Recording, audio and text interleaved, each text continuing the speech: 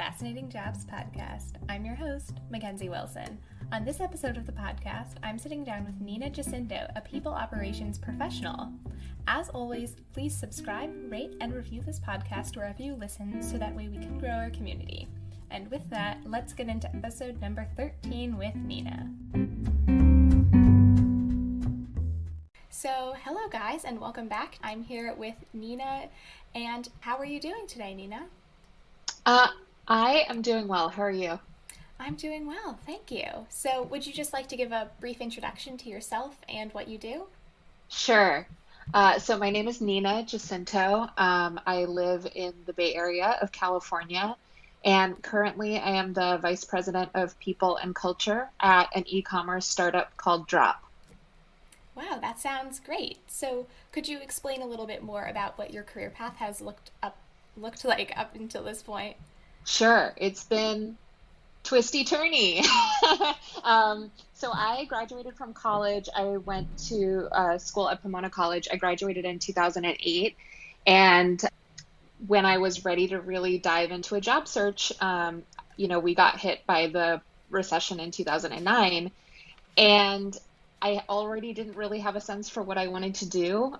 So I sort of stumbled into my first part of my career path, which was grant writing for a nonprofit based out of Oakland.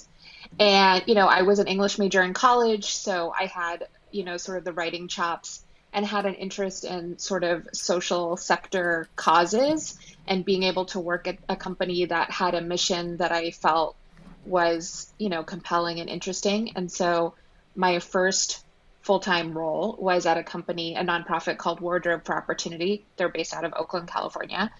And then the rest of my career path has sort of been a combination of just feeling like I hit my ceiling at the organization that I was at and sort of outgrowing my role and wanting to take the parts of my roles that I really liked and turn them into my next job. So the way I explain that is, I loved parts of grant writing, and grant writing often turns into a career in fundraising. But what I learned very quickly is that I don't like asking people for money. So my grant manager job turned into an opportunity at another organization where I was doing grants management and a lot of sort of people operations work, goal setting, management, things like that. That role sort of turned into a role around risk mitigation and people operations. That role turned into a human resources, risk mitigation, people operations job, which landed me in my current role where I'm really focused entirely in people operations. So what I sort of found over the course of 10 years is, 10 years is a lot, is that what I loved the most about all of my jobs was putting systems and processes and policies in place, but not just for the sake of it, but to really make sure that the people who are working wherever they're working are really content and satisfied with their job. And that is sort of what the people operations field is. It's the systems and compliance of payroll and, someone's moving to a new state and you need to file registrations and it's time for a performance evaluation cycle, but combined with, what does it look like to have really engaged employees? What kinds of values does a company need to have a really great culture? What should our recruiting strategy be to bring in the best talent? And those were the things that I kept enjoying over and over again. And so that's sort of how I stumbled into the work that I do full time now. I will say alongside the work, actually, one of my favorite parts of my role is really around how much you get to work one-on-one with people and sort of triage issues with them, talk them through challenges with their work. And I actually also do private career coaching on the side because the part of my job that I love doing the most is something I wanted to build off of. So I also get to do that on the side, which is really nice. Wow, yeah, that does sound super interesting. And I think that was like a really good overview of what it looks like to be an HR, because I feel like, most of our first experience with an HR rep might be like on The Office or, not exactly not exactly like a realistic representation of what the job is actually like. Sure. Yeah. So how did you decide that you wanted to go into HR? Yeah. Um, I think just based on kind of when you look at my resume, it sort of found me. And even 5 years ago, if you had been like, Nina, don't you want a career in HR? I mean, I had a lot of the perceptions that I think most folks have about human resources, which is there's sort of the people that police you at work, and they're like the ones that remind you about the dress code, and the ones that tell you about benefits, and the ones that like you go to when you don't understand how your insurance works, or when there's an issue with your paycheck, or when you want to file a complaint about your manager. Like all of the stuff that's fundamentally not that fun. And I never wanted to do any of that. I'm not, I mean, that's great for some people. And I think it can be really interesting if you like heads down, detail oriented work. But I was like, well, that's not going to be for me because I'm not necessarily interested in process just to be like, these are the rules. These are the rules that protect the company, which is what a lot of HR policy is. I wanted to think about, well, how do you support people at work, beyond just here is the policies we have for you. And what's been great about the HR industry is that in the last few years, a lot of jobs have sort of expanded their HR roles to be this larger people operations field. And the people operations role, which is kind of the type of role that I've had recently, like my role right now isn't VP of Human Resources, right? It's VP of People and Culture. And even though that includes all of the HR functions, the reason why it's called People and Culture is because it allows me to think about, how do we want to work as a company? What are the kinds of things that leadership or managers need to be doing better so that people are even more excited to come to work every day? You get the chance to not just think about, well, what are the policies and the compliance processes and the regulations, but you get to think about, well, what's the design that the company needs that will best support its team? And that was work that I was always interested in. I just don't think I always knew it was called people operations work. I always thought it was called like operations and some sort of HR. And now, luckily enough, we have a field that includes all of the different things. So there's sort of something for everyone. If you like recruiting, people operations can be a good place for you. If you like compliance and just, drafting policy and getting more into the legal risk side, there's a lot of opportunity for that. And if you're interested in coaching and working with people and culture building and change management, then people operations can also be a really great field. Yeah, absolutely. And I think that's like really great how you kind of explain it as like multiple different roles, because it seems like there's a lot more to just like the one side, like you said, that you thought of. So you kind of mentioned how like you're writing policies and things like that will help make the work culture better at the company. So how do you like kind of, I guess, like start to think about like what the policies might be? Like, will employee like come to you about something, or do you kind of find it out on your own? That's a great question. So from my experience, I've worked at generally smaller companies, right?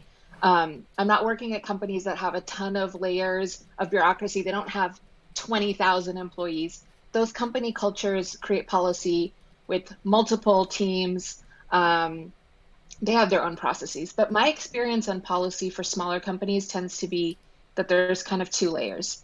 There's the rules and policies you have to have because it's the law. Like, you need to have certain language. For example, if your office is in San Francisco, like ours was, you have to have policy that's very particularly written for when someone wants to take paid family leave, or if someone has someone they need to take care of who's sick. It's not an option for us to have that policy. We absolutely have to have that policy. So that part's easier because someone gets to tell you what policies to have. And you usually work with a legal team and you get things drafted. But the exciting policy stuff and the stuff that you're asking about is sort of based on a few things. It's based on, it's based on a lot of staff feedback over the course of time of what's working, what's not working. Sometimes you get feedback just with people meeting with you one-on-one. Sometimes you get feedback in things like an employee engagement survey that asks specific questions about what's working, what's not working. And then there's also best practices that you borrow from the field, right? So what kinds of policies have worked in the places that I worked in before? What kinds of policies work at other companies like ours that we might want to implement? So one example is developing a policy earlier this year, obviously with, COVID, when in the Bay Area, we all went into shelter in place in March. So we effectively shut down our physical office overnight. And our company made a decision to move to full-time distributed remote work permanently so that we could take advantage of a lot of the things that remote work offers people, which is that they can they don't have to just live in the Bay Area, which is often really expensive. They have the flexibility to travel. They have the flexibility to sort of not deal with things like commutes and things like that. And part of making that shift, obviously, is that you're no longer communicating and interacting with your coworkers in an office. That creates a lot of opportunity for needing to create policy. What are the expectations that we're going to have at our company about what it means to show up to work when showing up to work is no longer, oh, hey, like so-and-so's at the office now, they're grabbing coffee, right? It's something else. So what are our policies about the tools that we use? What are the policies around something as simple as, let's say you are in San Francisco and you want to move to Montana. Do we have a process for that? Can you just go? Does your salary look the same, even though you're moving somewhere that's way cheaper? What happens to your benefits? So those are the kinds of situations that come up where you're like, what's missing from our existing policies and our existing culture that we need to have an answer for so that all of our employees are treated equally if that situation happens to them? Yeah, absolutely. And I think that you kind of provide a nice segue into the kind of next topic, which is like, how has being an HR professional like changed over the course of the pandemic? Like, I think Yeah, absolutely. So again, I think generally most HR professionals are dealing with the realities of what happens when eventually their employees and their team need to come back to an office. Not everyone is going to be able to go permanently remote. And again, there are a lot of safety considerations to factor in. There is a lot of liability, health, and safety requirements that HR teams are figuring out to think about what happens when someone is entering an office when we're living in a world where there's a pandemic, where there's no vaccine, right? So what's all the paperwork? What are the waivers people need to sign? Do people need to make adjustments to the sick time they provide? What happens if someone needs time off?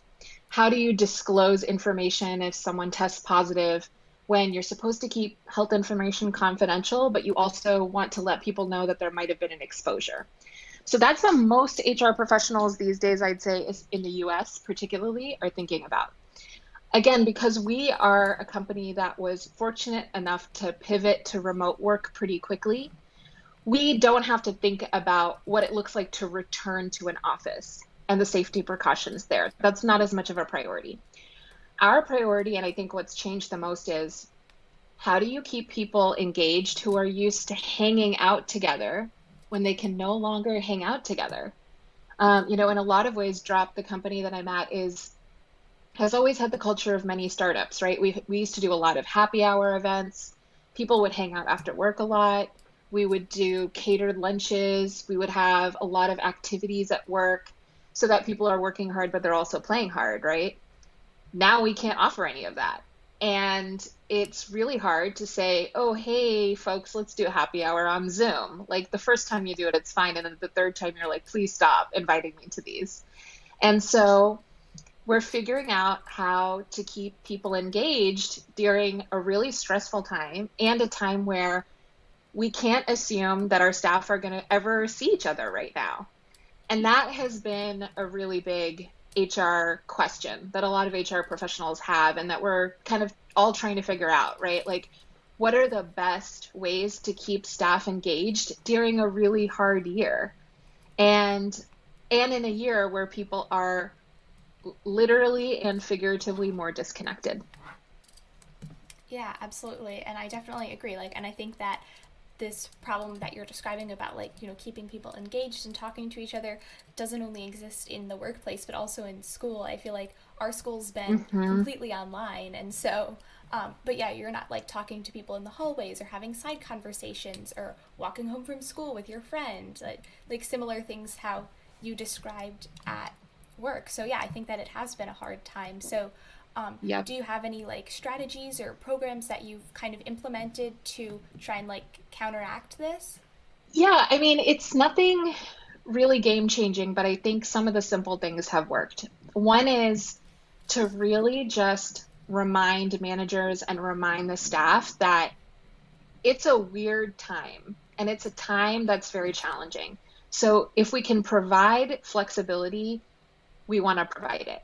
If you need time off because you're just caught in like doom scrolling the news, that's okay. If you need to adjust your hours because you're managing childcare in a way that you weren't before, we'll figure something out. So it's not as fun, as a lunch or a happy hour, but it's still a benefit that we can provide by giving people permission to be like, hey, it's okay if things look really different for a bit because the world is different. So we need to try to meet you where you're at and figure out a way for you to do your best work without your whole life being upended, right? So I think that's one thing that's helped. I think another thing that's helped for us in particular, and I'm curious how this works with new students, but new employees who join this year they have such a different experience, right? They don't get to meet anyone in the office. They could pretty much never talk to anyone really, unless you really make an effort to connect them with the employees in every department, which is something we try to do so that they don't feel isolated, because there's no real way for them to do the equivalent of like sitting at a table at lunch and being like, hey, can I join you? I'm new.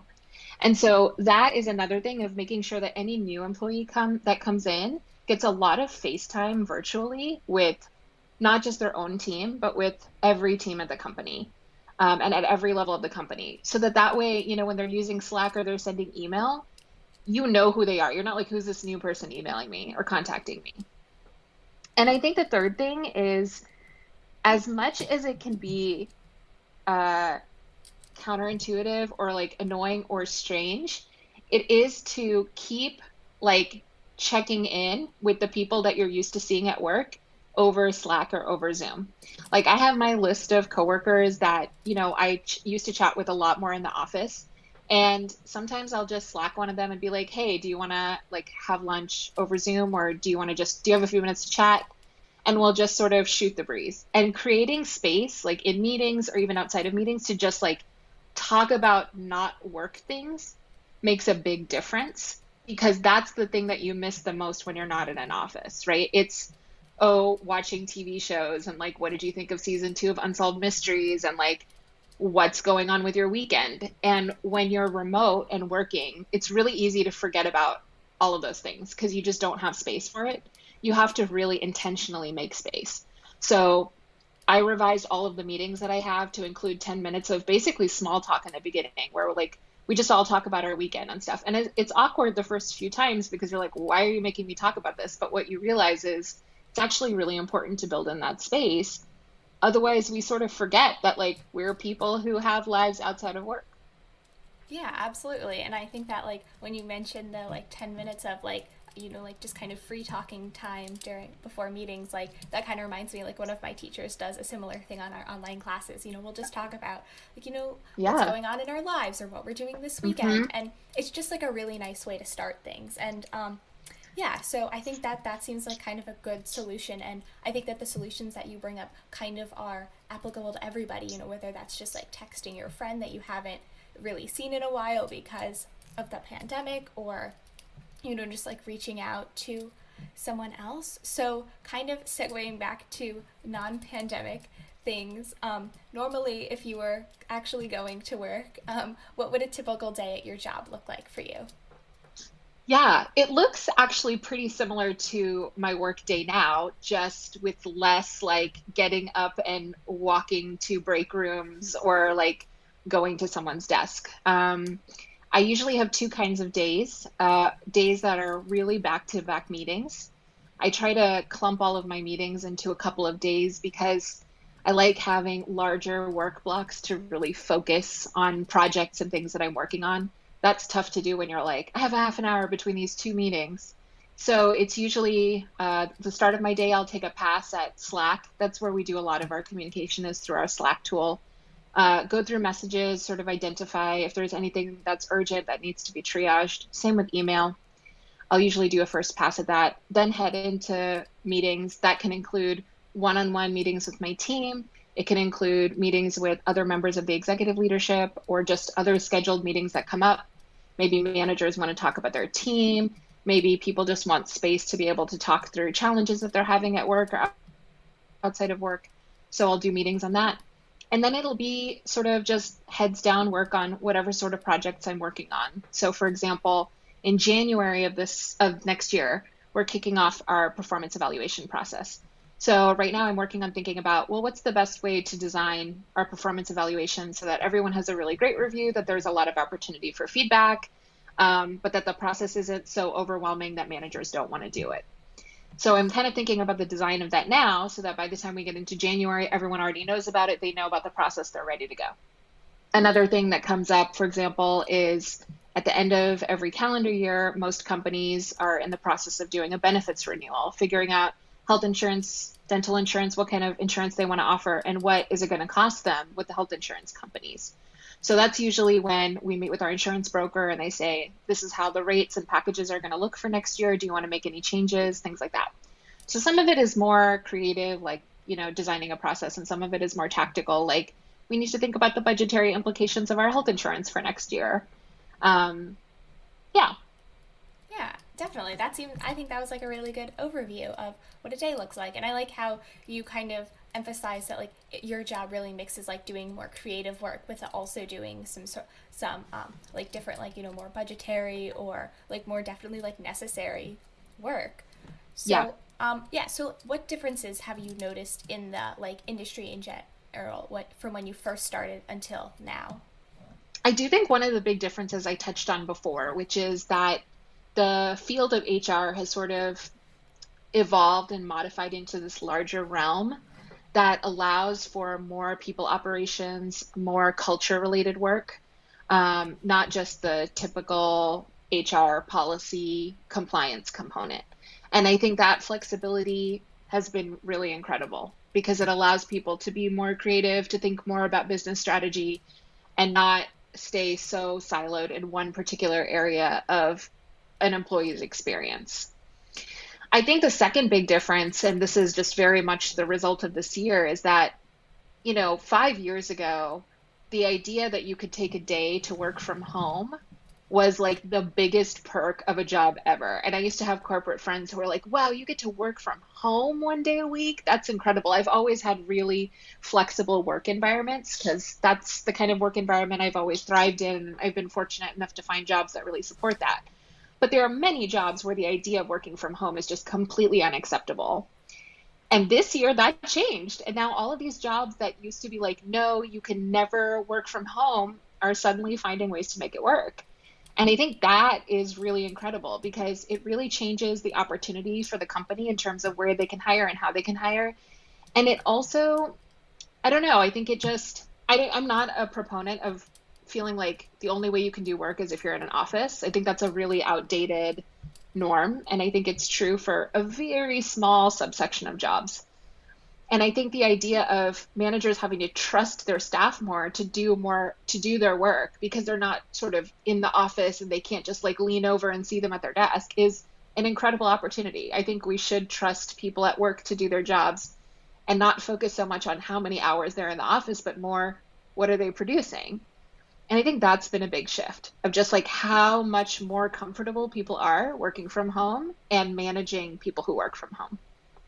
Yeah, absolutely. And I think that that's like a really good point there that like people who like previously like didn't really work from home but now are having to, and you're having to find like all these new ways. And I feel like even with jobs where like, you could like should have been there before, like we see doctors doing like telehealth visits, and that's something that's been totally new that I guess could definitely be online in future. So yeah, so what would be like one challenge of your job? Yeah, I would say the biggest challenge of my job is telling people they don't have a job anymore. That is a big part of HR work, is sort of managing any kind of staffing transitions. And while you get to do the great thing by like hiring people and bringing people on board, sometimes you have to downsize companies. Sometimes your business changes and it impacts certain roles at the company. That is something that I have done in my career more than once, and it doesn't really get easier. It's hard to tell people that it's not because of them, but that the needs of the company have changed and they just no longer have a job. That's you really feel for people who don't see it coming, and even if they do see it coming, it's hard to have that conversation. You feel for the people who are impacted, you feel for the managers, you feel for the staff who are friends with them and are like, why is this person being laid off? It's a tough situation. That's definitely not the part of my job that I like. Yeah, I totally get that. And I think that like it has been difficult because especially with so many people getting laid off because of the pandemic, but hopefully that's not a part of your job you've had to experience too much over the past year. Yeah, it's been okay. And I think that not the advantage, but I think the way that you approach those situations in HR is sort of, the key is not that someone's going to be like, this is great. It's that they feel like they were treated with respect and that they were treated kindly. And you do hear a lot of stories about people who lose their jobs and they just feel like, their company was really rude to them, or their HR team wasn't transparent. They weren't kind. They didn't give them time to respond. And creating space where someone can really process that, I think, is a really important part of the work because it's so difficult, because it's such a difficult time for them. And being able to do that well, I think, is really important, even though it's also hard. Yeah, definitely. So I think kind of transitioning to a more positive aspect of your job, do you have a favorite project you've worked on or like favorite career story? I think a lot of my career stories are mostly just around like loving your team and loving the people that you work with and just having like really great moments around that. But I think in terms of my favorite parts of my work, I do love creating and rolling out new process. And I also really love training managers. Those are probably my two favorite parts of work. I've talked a lot about the policy process stuff, so I'll give examples around managers where, you meet first-time managers, you meet managers who are younger in their careers, they're managing people for the first time, they really want to do a good job, and they inevitably run into their situation where they like have to give tough feedback for the first time, or they want to learn how to be a manager that doesn't suck, basically.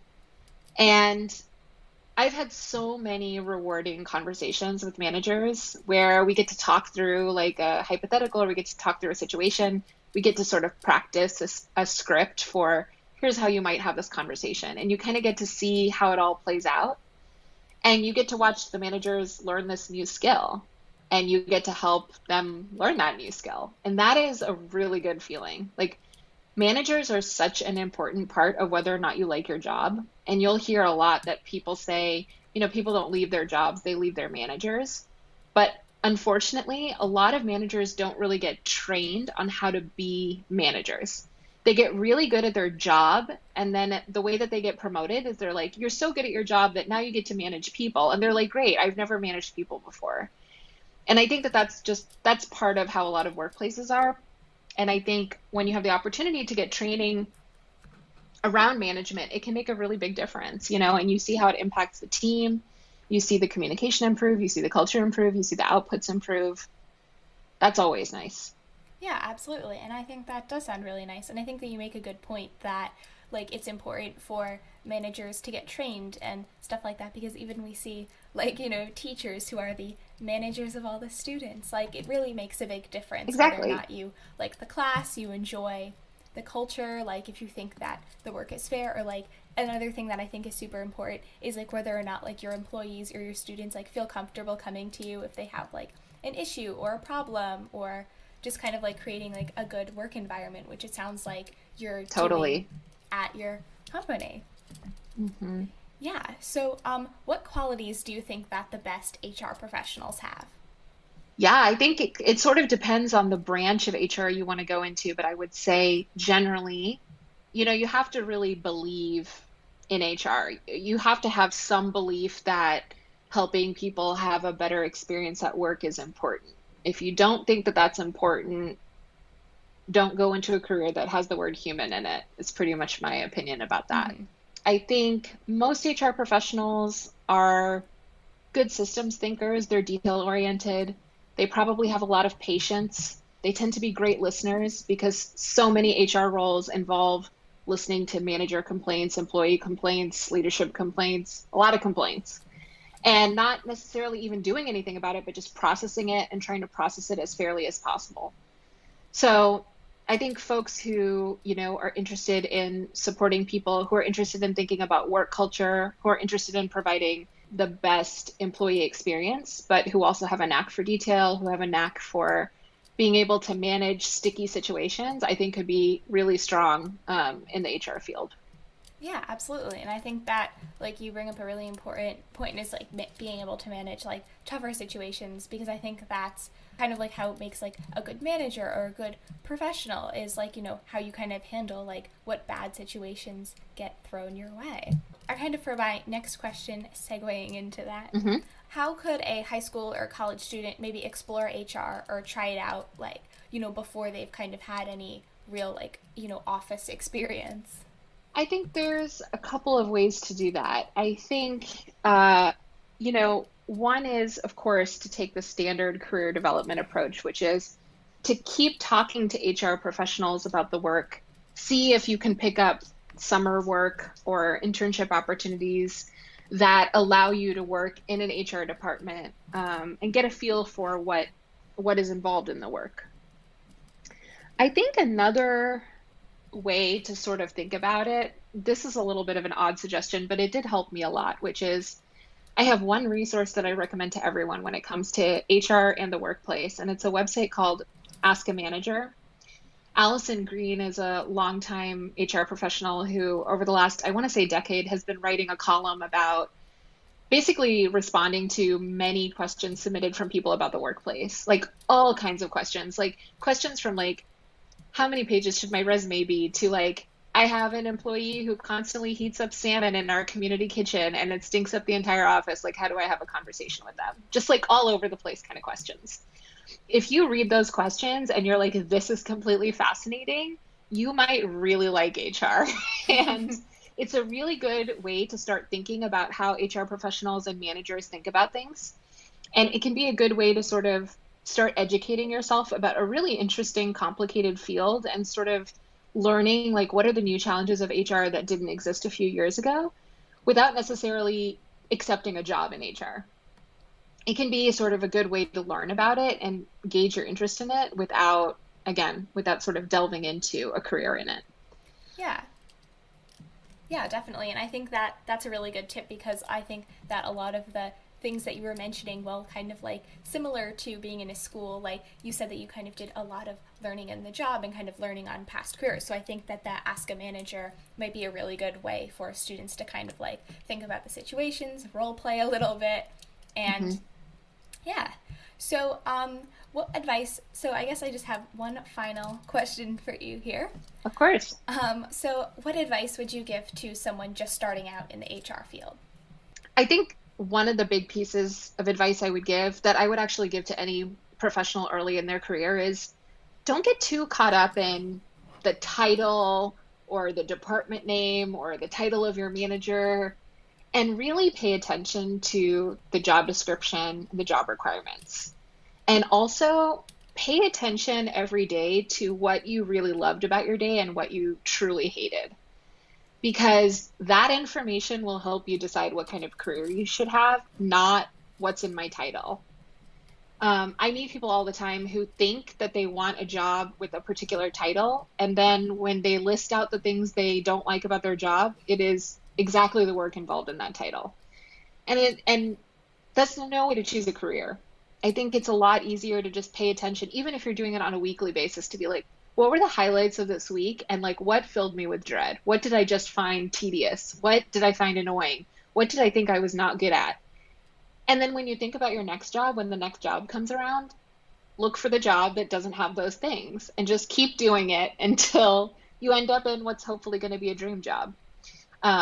I think that can make a really big difference, instead of being like, I have to have this exact title and I have to have this exact career. It doesn't always work that way. There are a lot of different titles that can mean the same thing depending on the company. The second thing I would say is, for an HR professional, is to really learn as much as you can about the people who work at your workplace as possible. Learn about the culture, learn about the management styles, learn about the executive and the leadership team. leadership teams shape the culture of a company so much.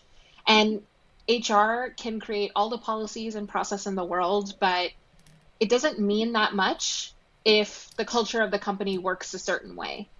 And so knowing what's going to work at your particular company is an important skill set to learn early on. Figuring out like what's the right scope, what are the right amount of rules for our company to have, it changes depending on the kind of workplace it is. Again, big companies tend to have a lot of policy and a lot of protocol because they have thousands and thousands of employees. If you're a 15-person company, you don't need a 60-page employee handbook. So figuring out what are the best practices generally, but what are the best practices that work for this particular company is a really good question to be asking yourself when you start off in your career. Yeah, absolutely. And I think that those are two really great pieces of advice. And the first one that you were saying about like picking out what you like and what you dislike about certain things, I think is also applicable to if you're still in school, like picking out like, oh, I really like doing my math homework. Maybe I should, explore something with that. So yeah, Absolutely. Yeah, I've really enjoyed how a lot of your advice is like applicable to people who have like careers in the workforce, but also kind of like trickles down to people who are still in the education phase of their life. Sure. Yeah. I think that's because there are a lot of parallels. The things that helped me when I was a student, like paying attention to what I like and paying attention to what I don't like and trying as much as possible to avoid the things that I don't like is pretty much how I approached my career as well. And it's not everyone's path, but if it can be your path, I think it can be a really great way to go because that way you don't know where you're going to end up, but at least you enjoyed it while you were figuring it out, as opposed to, trying to architect the exact right thing for yourself when you don't know what you're going to want in 5 years or 10 years. You might only know what you want in the next year, and that's okay. So finding other ways to think about what you're drawn to can give you more options down the road. Yeah, absolutely. And I think that that is a good place to wrap up our episode today. Nina, thank you so much for joining me. You had so many great tips and lots of great advice, and it was such a pleasure talking to you. I'm so glad. Thanks so much, Mackenzie. I really appreciate it. A special thanks to Nina for joining me today. You can check her out on her website, www.ninajacinto.com, to learn more about her career, her accomplishments, or to contact her. And you can check out this podcast on our website, www.fascinatingjobs.xyz, or on Instagram at fascinating_jobs_pod. We're also on Twitter at fascinatingjobs. I'm always looking for fan questions, plus there's plenty of good discussion and plenty of updates about the show. Tag me with any questions or comments, and be sure to subscribe, rate, and review wherever you listen to this podcast to let me know you're enjoying it. And if you or someone you know has a fascinating job, email me at fascinatingjobspod@gmail.com for a chance to be a guest on the show. Thank you so much for listening and enjoying this podcast, and I'll see you in the next episode.